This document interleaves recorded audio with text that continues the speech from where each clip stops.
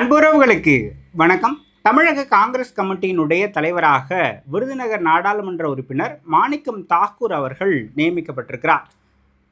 இதுநாள் வரை காங்கிரஸ் கமிட்டியினுடைய தலைவராக இருந்த செல்வ பெருந்தகை கடந்த வாரம் பெங்களூர் போயிட்டு காங்கிரஸ் கட்சியினுடைய தேசிய தலைவர் கார்கேவை பார்த்துட்டு எனக்கு இந்த பதவியில் தொடர விருப்பம் இல்லை, சீக்கிரமாக புதிய தலைவரை நியமிங்க அப்படின்னு கேட்டுக்கொண்டார். அதற்கு இணங்க விருதுநகர் எம்பி மாணிக்கம் தாக்கூர் அவர்கள் அடுத்த தலைவராக நியமிக்கப்பட்டிருக்கிறார். இந்த காணொலியில் யார் இந்த மாணிக்கம் தாக்கூர், அவருடைய அரசியல் பயணம் குறித்து தான் பார்க்க போகிறோம்.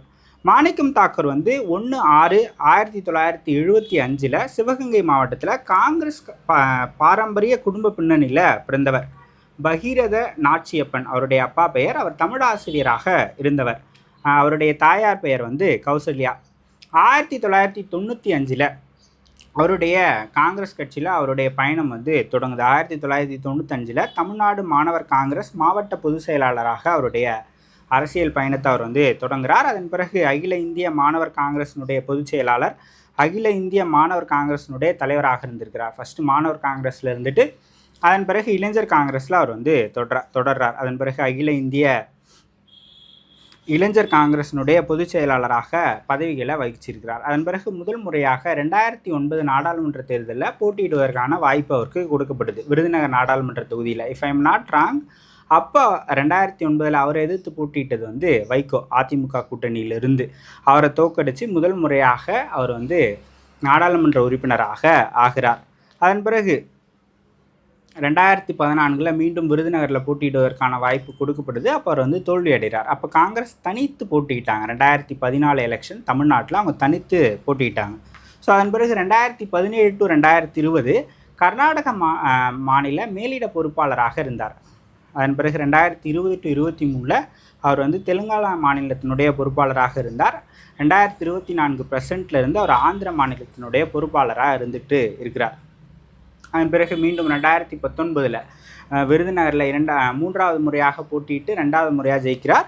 2024 4வது முறையாக போட்டியிட்டு 3வது முறையாக ஜெயிக்கிறார். ஸோ அவர் 3 முறை, இது வரைக்கும் 2 முறை ஜெயிச்சிருக்காரு. இப்போ கரண்ட் எம்பியாக இருக்கிறார். 2026 சட்டமன்ற தேர்தல் அப்போவே நிறைய கருத்துக்களை தான் தோன்றித்தனமாக அவர் சோஷியல் மீடியாக்களில் பகிர்ந்துக்கிட்டு வந்தார். நிறைய திமுக தலைவர்களோடு அவர் உரண்டை எடுத்துகிட்டு இருந்தார். நிறைய சண்டை அவருக்கு போயிட்டு இருந்தது. ஸோ செல்வ பெருந்தகைக்கு அவருக்குமே நிறைய வாக்குவாதங்கள், முற்றல்கள், முரண்கள் அப்படின்னு போய்கிட்டே இருந்தது. அந்த வகையில் தான் இப்போ அவர் தலைவர் பதவிக்கு செல்வ பெருந்தகை மாற்றப்பட்டு இவர் தலைவர் பதவிக்கு வந்திருக்கிறார். ஸோ தலைவர் பதவிக்கு வந்த பிறகு அவர் ஒரு காணொலி கூட வெளியிட்டிருக்கிறாரு. ரொம்ப மகிழ்ச்சியாக, ரொம்ப சிரிச்சுக்கிட்டே அந்த காணொலியில் பேசுகிறார். ஸோ பொறுப்பு வழங்கப்பட்டிருக்கு. நம்மளுடைய முதல் இலக்கு ஆட்சியிலும் பங்கு, அதிகாரத்திலும் பங்கு, அதை அடைஞ்சிட்டோம். அடுத்த இலக்கு ராகுல் காந்தி அவர்களை பிரதமராக்குவது தான் என்னுடைய அடுத்த இலக்கு. அதை நோக்கிய பயணத்தில் தான் நம்ம இருப்போம். அதுக்கு தமிழ்நாட்டுக்கு 40 ஜெயிக்கணும். 29 அதுக்கான கூட்டணி நம்மக்கிட்ட இருக்குது. கண்டிப்பாக ஜெயிப்போம். 29ஆம் தேதி 4:30 மணிக்கு நான் தலைவராக பதவி ஏற்கிறேன் அப்படின்றதே அவர் சொல்லியிருக்கிறார். ஸோ இவரை காங்கிரஸ் கமிட்டியினுடைய மாநில தலைவராக நியமித்தது குறித்து நீங்கள் என்ன நினைக்கிறீங்க? கார்த்திக் சிதம்பரம், ஜோதிமணி, ராஜேஷ்குமார் உள்ளிட்ட பலர் இந்த பதவிக்காக காய நகர்த்திக்கிட்டு இருந்தாங்க. ஆனால் தலைமை இவரை சூஸ் பண்ணியிருக்கிறாங்க. இதுக்கு பிரவீன் சக்கரவர்த்தியோட இன்புட்ஸ், அவனுடைய ஸ்ட்ராங் ரெக்கமெண்டேஷன்ஸ் இருந்தது அப்படின்னு சொல்லப்படுது. ஸோ இவர் நியமனம் குறித்து நீங்கள் என்ன நினைக்கிறீங்க அப்படின்றத கமெண்ட் செக்ஷனில் சொல்லுங்கள்.